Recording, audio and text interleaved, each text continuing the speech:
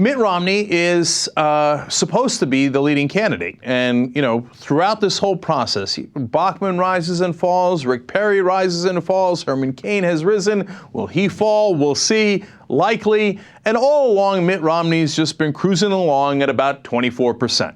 Just hardly ever moves. That's where he's always at. 24% in the polls. You know, sometimes he'll be at 26, other times he'll dip down to 22. But the problem is the other 3/4 of the voters. Now, if there's a lot of people in the race, 24% might do it for you.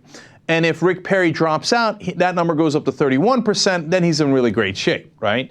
But meanwhile, they continue to search for the Un-Romney.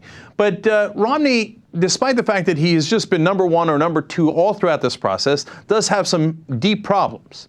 Now, I always thought that his religion would not pose a great problem. Apparently, I was at least somewhat wrong, because it is stunning to me the number of Republicans who say that they will not vote for Romney based on his religion.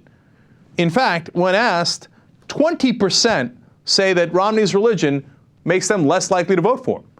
Of the people who are very conservative, 32%, basically a third of them saying, yeah, I'm bigoted. I don't like his religion, and I'm not going to vote for him based on religion. And they say that in a poll. Imagine how many are going to actually vote that way. That don't say it, but then will go vote in an opposite direction. So those are big numbers. We're not talking about 4 or 5%. We're not talking about fringe. That either a fifth of the voters overall, or among the really conservative, as in Iowa, South Carolina, et cetera, that are saying, no, just on religion alone, I eliminate him. That's terrible. And so, but hey, look, if you're in the Republican race and the Republicans have made a career of doing the things like the Southern Strategy, which is their bread and butter was discrimination, I guess you shouldn't be too surprised that they discriminate against you. But it is still disappointing. But he's got other problems.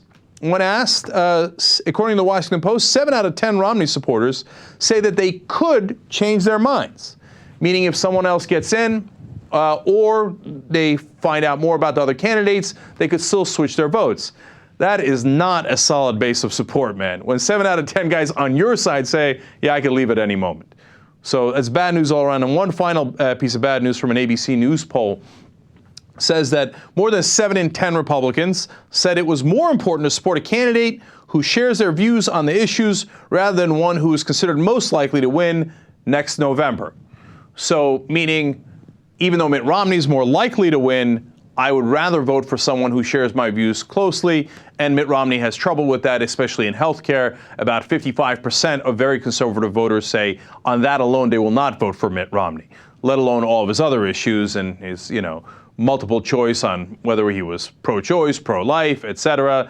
And Ted Kennedy, of course, stuck him with the moniker of multiple choice Mitt Romney a long time ago. It stuck.